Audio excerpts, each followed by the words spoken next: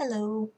So, I wanted to talk about an issue that I have never really heard anybody bring up, at least in a big way, but I know there are other pagans out there who also fall into the same category I do, which is that they have food allergies.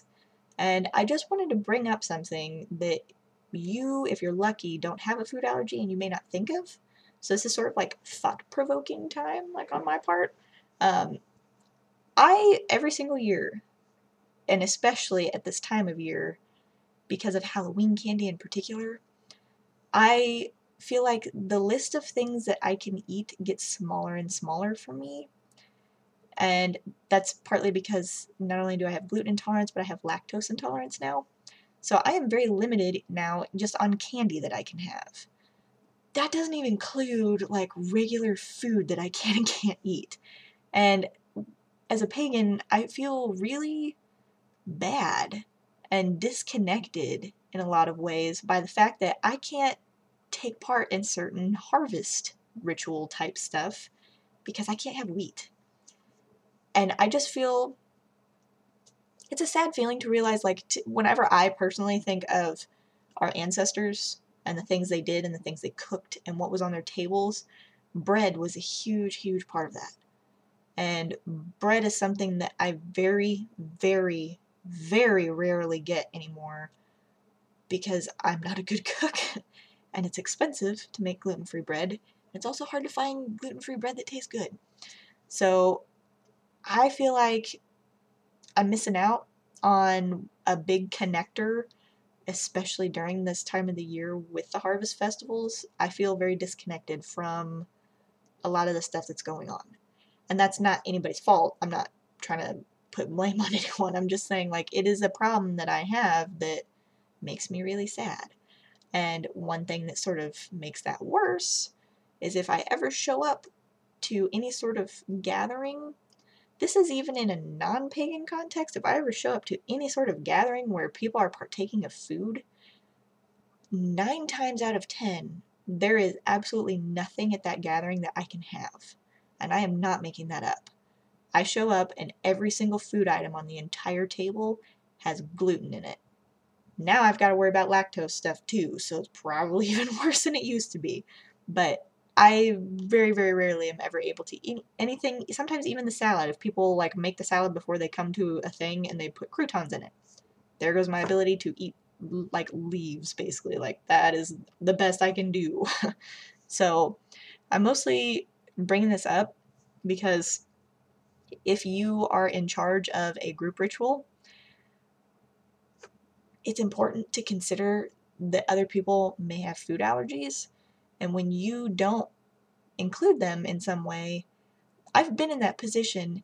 This is a great way of kind of relating this, is just recently, like a few months ago over the summer, I was with my parents and I went to church with them, Catholic church, mass, whatever. And I'm not a confirmed Catholic, so I can't take communion. So I was sitting in the pews while everyone else, like in my section, everybody else is up there doing that. And I was just thinking to myself, like, well, I can't do that. And then I thought for a second, I was like, even if I were confirmed, I couldn't get up there and do that anyway. Because I can't have the little wafers they hand out because they've got gluten in them.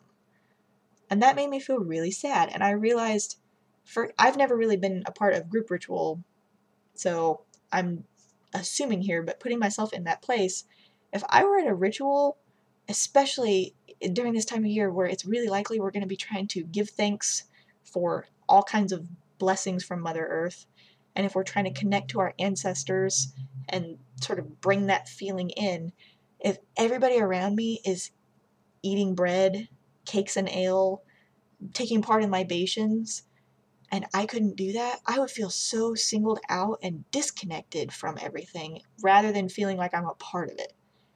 And that really bothers me because I know I really had not ever thought of this until a couple months ago. Cute Witch 772 mentioned that she's on a gluten-free diet now, and I realized, like, oh, I'm not the only pagan who has to worry about this.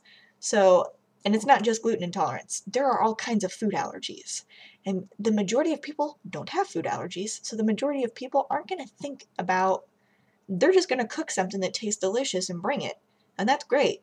The only problem with that is there's almost always in a gathering going to be like one person who has one problem of some kind, and they're not going to be able to take part of that.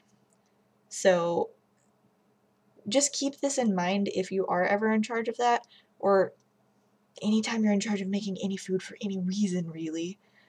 Consider how, if you do have some kind of food allergy, how that's going to make that person feel. Because I show up to my own family functions where everybody cares about me and loves me a lot. And I'll come to Thanksgiving, like at my grandparents' house, where there's like 22 people from our extended family who've brought food, and I can't have anything except mashed potatoes. Like, that level of suck, where everyone around you is eating delicious, delicious things and you can't take part in that. And you feel like you're getting really left out in a weird way that's not intentional, like you're not blaming anybody for it, but it's like a spiritually bad feeling that could be avoided.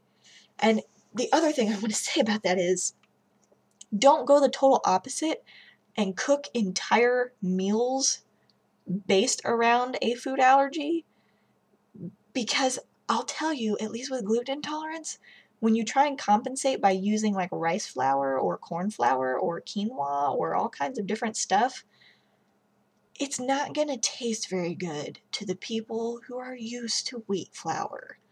They're going to think that your cooking is terrible. And you're going to make like that one gluten intolerant person really, really happy. And everyone else is going to be super sad. So I'm not saying like try and completely compensate for that. But like if I showed up, for example, this is a great example of something that happened to me like a week and a half ago that just made me feel awesome. So I had a professor, I'm in a small class, it's got like 10 people in it for like a very higher upper level psychology class. And she decided she was going to bring all of us breakfast one day. And so I told her, when she told us she was going to do this, I just said, hey, just don't get me anything, because she was talking about bringing bagels for everybody. From Panera, actually.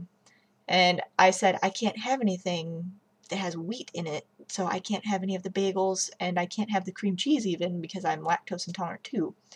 And she was like, oh, okay, like, I'm really sorry about that. And I was like, don't worry about it, it's fine, just letting you know not to waste your money on it. And the day she brought in bagels, she got me a fruit cup and made sure, and she told the whole class, like, I don't want you to think I'm doing anything special, but she can't have it, so I wanted to make sure she could have something. And I wanted to cry. Nobody ever does that shit for me. And I know that sounds bad, but people just don't think of it. It's so hard, I think, for people who don't have food allergies to remember that people do. So I was shocked that someone actually thought of it. Sometimes my own family members occasionally forget. My own mom once in a while will forget that I can't have something and then just be like, ah, dang it, like I forgot. She's gotten a lot better about it now, but at first it was terrible. My grandmother frequently tries to poison me with things that I can't have because she doesn't think that that should have gluten in it, even though it's really obvious, like a muffin. Like, my grandma's adorable, but she does this to me all the time. So, my point being, if you have a little small thing set aside for those few people, and you can like include all kinds of different allergens, like make sure it's just allergen free something on the side, because there may be like, I think it's 1 in 136 people is going to be gluten intolerant, so if you're at a small gathering, you may have like one person, but you might also get someone who's allergic to like soy, someone who's allergic to like peanuts, things like this. So if you just make like a completely allergen-free something and have a small sample of that set aside, you don't have to make the other group of people there suffer, and everybody's going to be happy, and the people with the allergies will feel like $1,000,000 because you thought about that and cared enough to include them. Like, I would be elated if that happened to me at a ritual. Someone was like, oh, by the way, if you have like food problems, we still have this thing here for you. I would just do a dance of joy and probably cry. Like, that's how happy that would make me. So consider in the future, when it is your duty to be involved in the cooking, that simple things like trying to remember to include everybody may make or break that person's ritual experience.